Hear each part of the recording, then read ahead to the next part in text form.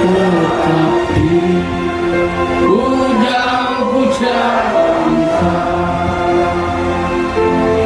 di sana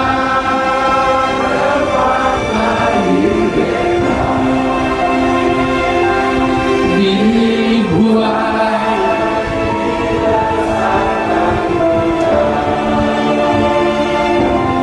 tempat berlindung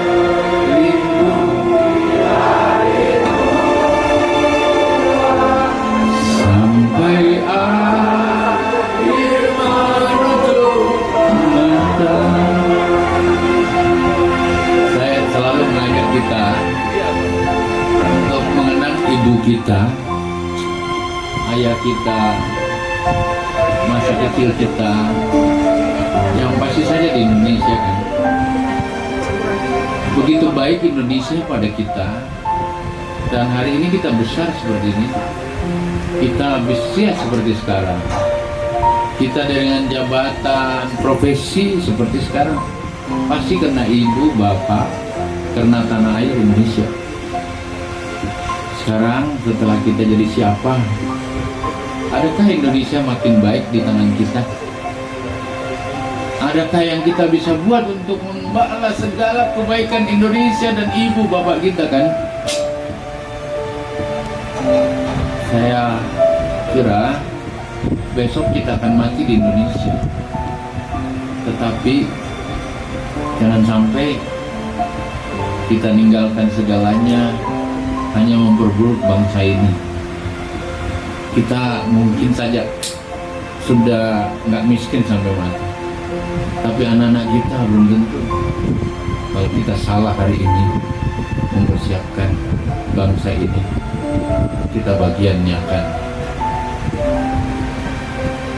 menjadi orang yang tidak tahu terima kasih kepada negeri. Bangsa ini besar banget, 273 juta orang harus makan. Kita beda-beda suku kan, begitu salah makanannya, marhor. Kau boleh kaya, kau boleh punya kekuasaan sebesar apapun, kau punya mobil, kau punya rumah yang hebat-hebat, kau punya politik yang luar biasa, bisa kerjain semua orang, tapi kalau kau tidak punya makan, saudara, bisa apa? Itu yang kita urus hari ini.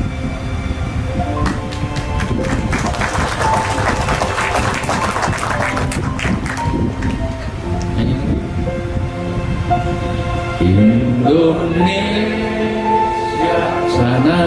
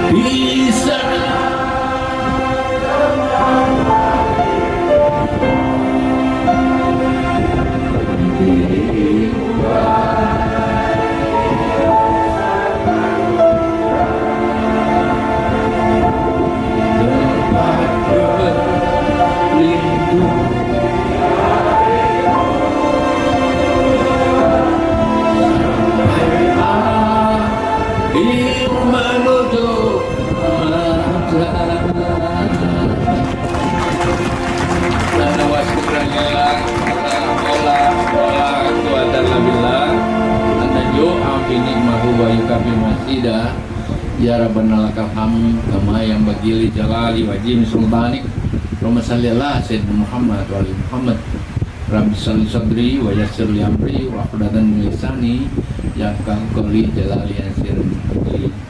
Yang saya hormati anggota DPD RI wilayah Jabar Pak Kiai Amang Afrudin, terima kasih bisa mendampingi hari ini. Pak Dirjen Tanaman Pangan dan jajaran, para dirjen lain dan kepala badan eselon 1 2 Kementerian Pertanian yang saya hormati, Kepala Dinas Tanaman Pangan dan Horti Provinsi Jawa Barat, dan teman-teman dari Pupuk Kujang, Pupuk Indonesia, Bulog kalau ada, dan sebut satu persatu ini enggak habis, banyak banget. Teman-teman dari TNI dan polisi, kepolisian, hadirin sekalian dan jajaran sekalian, kelompok tani, lebih khusus teman-teman dari industri porang Jawa Timur, andalan Indonesia. Hadirin sekalian yang sama-sama, kita bersyukur bertemu hari ini dalam rangkaian kita yang menghadiri peresmian gedung dan lain sebagainya. Terima kasih Kepala BPOPT ini, terima kasih, ini bagus banget. Tetapi kan makin bagus tuntutannya makin tinggi. Kalau gedungnya bagus, tanahnya bagus, tempatnya bagus, hasilnya lebih kurang, wah, mengingkari janji kepada alam. Jadi makin bagus kita punya posisi, makin banyak tanggung jawab kita. Itu persoalan. Makin bagus ini gedung, tanggung jawab gedung ini makin tinggi pada kehidupan. Nah itu Pak Kadis seluruhnya terima kasih, terutama yang di Jawa Barat, terutama di Kerawang. Dan kita bersyukur Indonesia adalah negara subur seperti ini.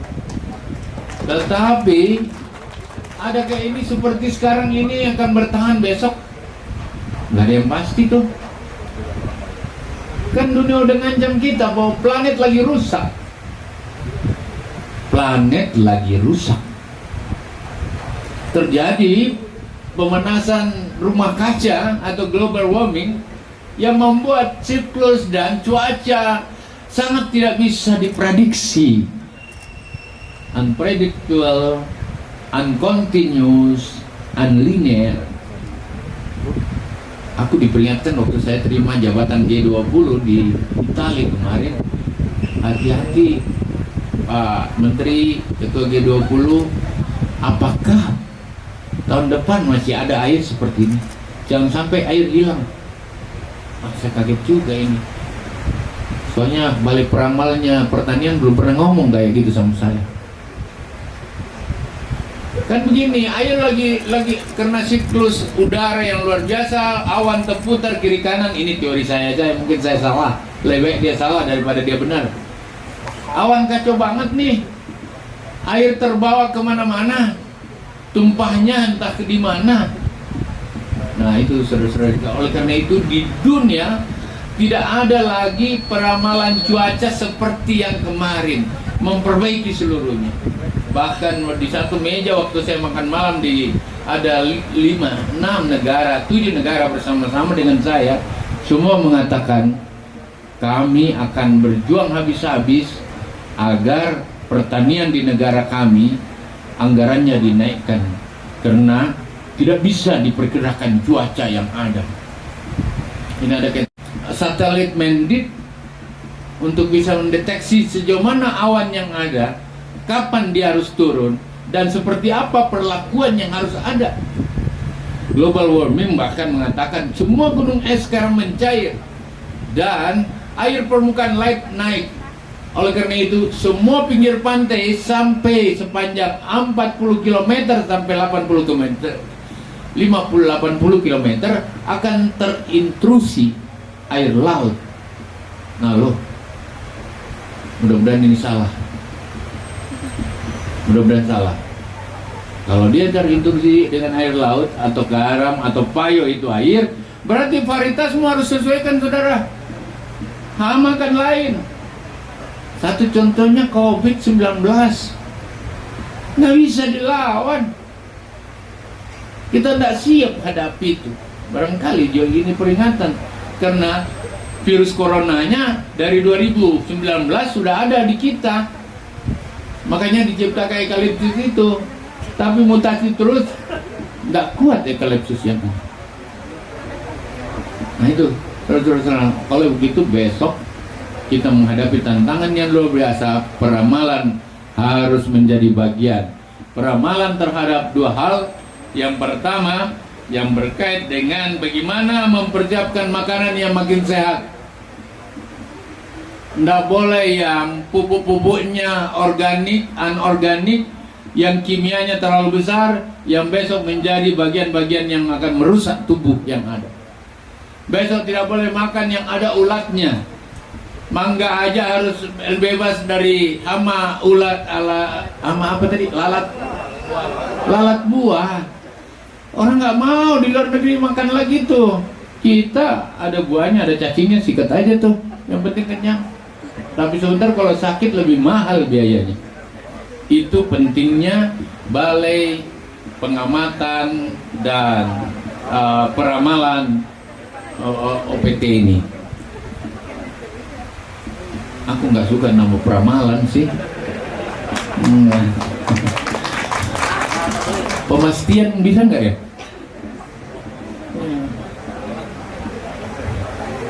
Kalau ramal itu seakan-akan ya kalau bisa kena lah, tergantung Tuhan. Kenapa kalau begitu kita menghadapi kondisi yang besok berkembang tidak seperti yang sekarang? Udah pasti minimal penyusiannya adalah makanan harus sehat, termasuk makan porang. Itu kenapa kita porsir porang? Karena kita antisipasi besok itu orang punya uang harus makan yang sehat lah.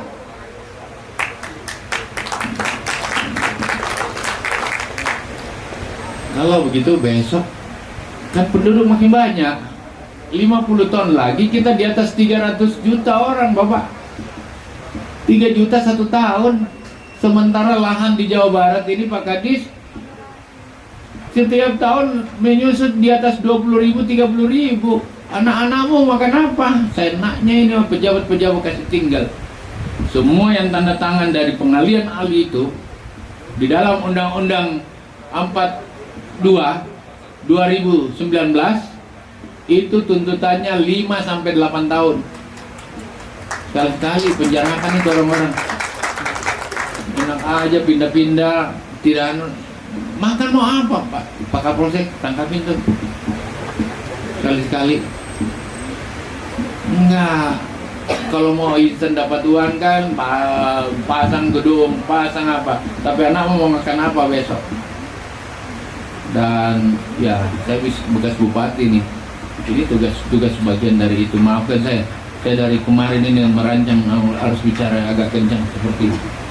Enggak, jangan Pak Kadis di kita ini, di zaman kita menjadi kepala dinas, di zaman kita menjadi dan ramil Kapolsek, anak-anak rugi besok. Mereka mau makan apa loh? Nah, oleh karena itu yang 15 hektar ini harus ada hasilnya loh. Saya mau lihat nanti, saya mau datang lagi sesudah panen. Dan nggak boleh hasilnya lebih bagus Pak Tani yang di luar sana yang tidak sekolah itu. Tidak sekolah tidak berarti tidak pintar. Daripada kau yang sudah pakai teknologi pengamatan apa, peramalan apa segala macam, taunya hasilnya tidak lebih bagus. Tidak boleh terjadi Pak Dirjen. Nah, oleh karena itu di tempat ini harus yang pertama beradaptasi dengan iklim yang ekstrim. Ini nggak gampang ini beradaptasi aja, nggak kau kira gampang. Jadi kalau ada tantangan yang besar, kalau ada musuh yang nggak jelas, adaptasi dengan situasi. Ini bekas kepala desa bicarain. Kalau orang berkelahi di sana, caranya adaptasi. Kalau dia mabuk, gaya mabuk juga kita pakai. Kalau enggak, lu nggak bisa taklukkan itu preman-preman di situ. Saya bekas camat 4,4 tahun 6 bulan berhadapan dengan itu.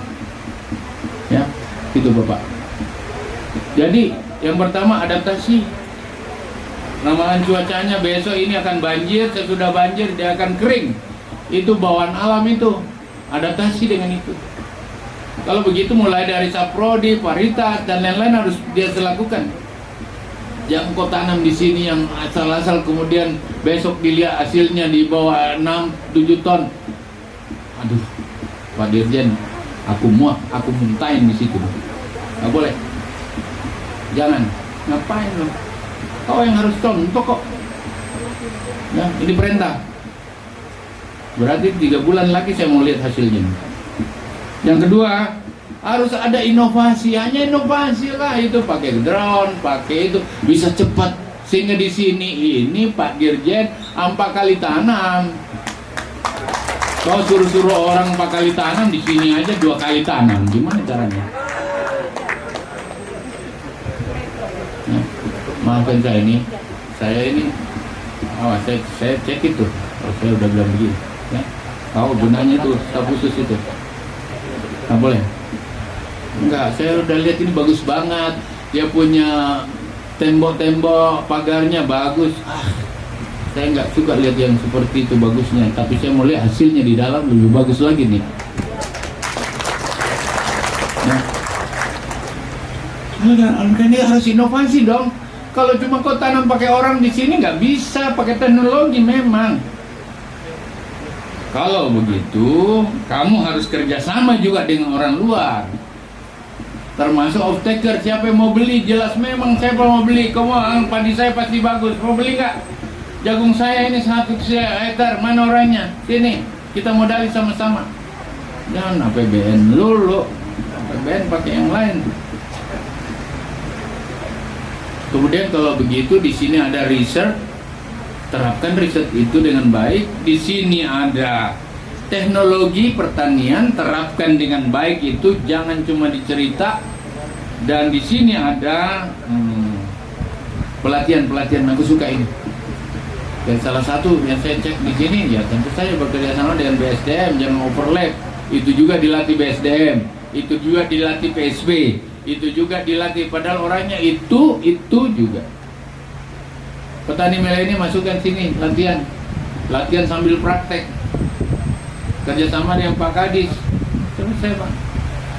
Ya, tentu, ya jangan gitu. Kemudian yang terakhir, tentu saya berharap memang ya ini menjadi contoh. Oleh karena itu semua penggunaan pestisida ya, aku selalu begitu, yang minuman itu yang saya suka ya, obat-obatan yang berbahaya tidak diterapkan di sini. Sehingga kau sudah bilang bisa dimana, kalau kau beli kita punya hasil pasti sehat. Senang aku dengar itu. Kalau perlu bahkan di sini hasilnya kerjasama dengan siapa, kan 15 hektar bisa dihitung lah, dibuat packagingnya yang baik-baik, minimal bisa dibagi pada tokoh-tokoh masyarakat yang ada. Bahwa ini contohnya rasa pandan, rasa telur asin, rasa gadis Makassar. Gadis Makassar kecut berarti ya. Maafkan saya mau kita yang begini, bangsa ini terlalu besar. Aku ini tidak bisa tidur besok, cuaca kalau ekstrim begini. Kan udah 2 tahun kita tidak impor Bapak beras. Orang pindah-pindah kertas dapat tedunan tuh, dia nggak pikir kepentingan rakyat. Sekarang kita berhadapan dengan itu, tetapi jangan sampai kita terdarat dengan masalah ekstrim dan kita tidak bawa apa-apa. Kamu tahu nggak, kedelai itu kau makan kedelai, tahu kan, tempe, itu impor semua tahu. Ya, 6 juta hektar cuman kurang lebih 200 sampai 300 ribu ton dari kita. Selebihnya impor. Sekarang harga impor naik di luar. Kita mau apa? Kalau mereka nggak kirim ke sini, bangsa kayak apa ini? Menterinya goblok banget lagi. Nah ini kalau terlalu capek jalan jadi biasa, bahasanya jadi bahasa Makassar. Kurang lebih saya bahagia hari ini melihat ini. Saya 3 bulan lagi mau lihat hasilnya di anak-anakku sekalian. Siapa lagi mau perbaiki bangsa ini kalau bukan kita? Itu prinsip. Kau jadi pejabat, kau jadi siapa saja itu karena Allah. Kalau begitu apa yang kau bayar dari kebaikan itu? Ya. Dan saya mau pertanian adalah penyangga utama dari negeri yang tercinta ini, dan kita buktikan itu. Terima kasih, ridha Allah bersama kita, dan semoga semua makin semangat kerja. Sekian, assalamualaikum warahmatullahi wabarakatuh. Waalaikumsalam warahmatullahi wabarakatuh. Demikian tadi arahan dan sambutan dari Menteri Pertanian Republik